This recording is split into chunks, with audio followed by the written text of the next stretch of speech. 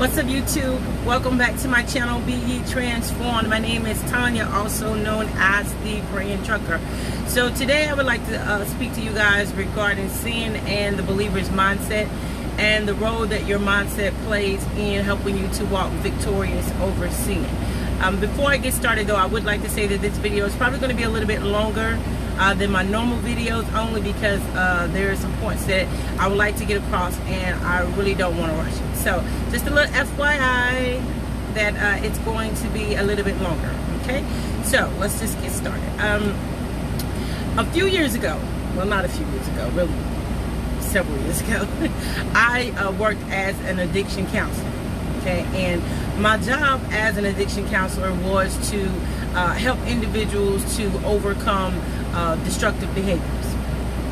And one of the counseling techniques that we used during this process was a therapy called cognitive behavioral therapy. And the whole premise of this therapy was to help an individual to change their cognition or change the way they thought. Because the premise was, if you can change the way an individual thinks, then you can change the way an individual behaves.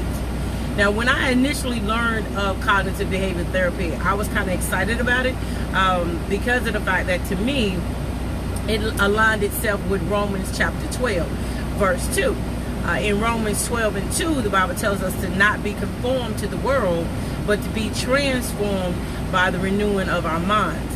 Now, what I believe Paul was saying was that Christians, believers, should be different in character, in form, in behavior, really in every aspect of life. We should be different than those that are in the world. And in order to be different, we had to change our mindset. We had to renew our mind.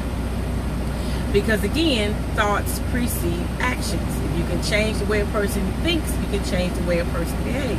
Now, the way that he said to do this was, he said to not be conformed, he said, but to be transformed.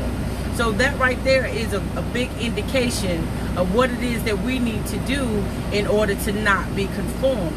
So when I hear that word, not be conformed, then I'm thinking not to behave the way the world behaves. That there are certain behaviors, there are certain things that individuals who are not believers, who are living in the world, there are certain ways that they behave. And believers should behave differently than those who are in the world. And in order to do this, in order to not be conformed, in order to not behave in the same manner in which those who are in the world, then he says that we have to renew our mind. So in order for us to behave differently from those who are in the world, then we must think differently than those who are in the world. And the way to do this is to change your mindset, or another way to put it, renew your mind.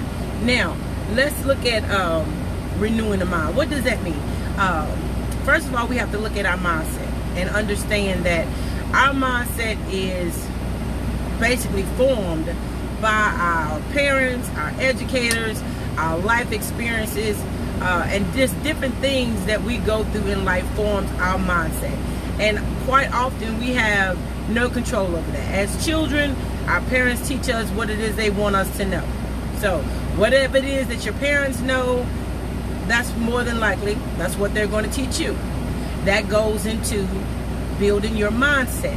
And then you come across educators, teachers, instructors, people like that also have a particular mindset. And that's typically put off on us as well. And then we have life experiences that happens to us, just a series of things. We have friends, just co-workers, just a series of individuals that we encounter in our life, experiences that we encounter, information that we read about. All of that plays a part into building our mindset, or basically building the way we view things, the way we look at things, how we believe. All that plays a part in that. Now, when we come to the Lord, when we come to Christ, the only thing that changes is our heart. Okay, we get a new heart, in that the sin nature no longer resides within us, because Jesus comes in and he moves in, and now we have a new heart. But what doesn't change is our mindset. We have the same mindset after accepting Christ that we had before we accepted Christ. So you still think the same. You can get saved today, and tomorrow you're going to still think the same way. Whatever you believed before you got saved, you're going to believe that after you get saved. And the only way for that to change is you have to renew your mind. You have to change the way you think. And the way, in order to change the way you think and to get the mind of God and to think the way God thinks, is we have to study the Word. We have to read the Word. Now, from my experience, the problem comes in when, let's say, we read something in the Word of God and it collides with something that we believe. And because we don't really want to change, because ultimately that's really all it is, then we have a tendency to try to justify certain things, or to say, oh, well, that's not really what it means. But if you're going to overcome sin, if you're going to walk victorious over sin, then you have to have the same mindset regarding sin that God has regarding sin. And the only way for you to have that same mindset is for you to read the Word of God. You have to read the Word of God, because reading it will change the way you think and the way that it works, or the way that it works with me. So let's say I was dealing with one of the areas I was dealing with. Let's say we're gonna talk about let's just say cursing. Okay, most people don't have a problem with cursing. Most people don't have a problem with cursing people out. Most people almost feel like they're justified when they get upset, they get angry about something, or someone ticks them off. They feel like they're justified in cursing somebody out, or they feel like they're justified in cursing, period. Well, I was one of those people. I mean, and I'd cuss you out no sooner than look at you if you tick me off. And I felt like it was warranted. Like I was justified in cursing you out because you had it coming to you. Now, when it got to the point where I no longer wanted to curse, now, I didn't want to curse, but it seemed like every time a situation presented itself for me to curse somebody out, and I always cursed them out because of the fact that, again, in the back of my mind, I was justified. You ticked me off, man. Like, you upset me. So, yeah, you had this cussing coming to you. So what I had to do, I had to change the way I thought about cursing. And one of the ways that I did that is I would begin to read scriptures about our mouth, our tongue. And one of the main scriptures I used to read came in the book of James, where he talked about how the same tongue that you use to bless God with, you will use it to curse man. And he said this shouldn't be, because how can fresh water and salt come from the same brook? So I would read that and I'm like, okay, so like, how do I take this and stop cursing people out now? Well, I would meditate on that. I would meditate, I would read it, I would, stop and really think about what it was it was saying. And then I would tell myself, okay, you do not have the right to curse anybody out. There is never a reason to curse. Even when you think, it is, even when somebody upsets you, you still don't have to curse. Cursing is a choice. Some people think it's spontaneous, and to a lot of people it probably is, because we've done it for so long, it just almost rolls off our tongues just like anything else. But you can change that.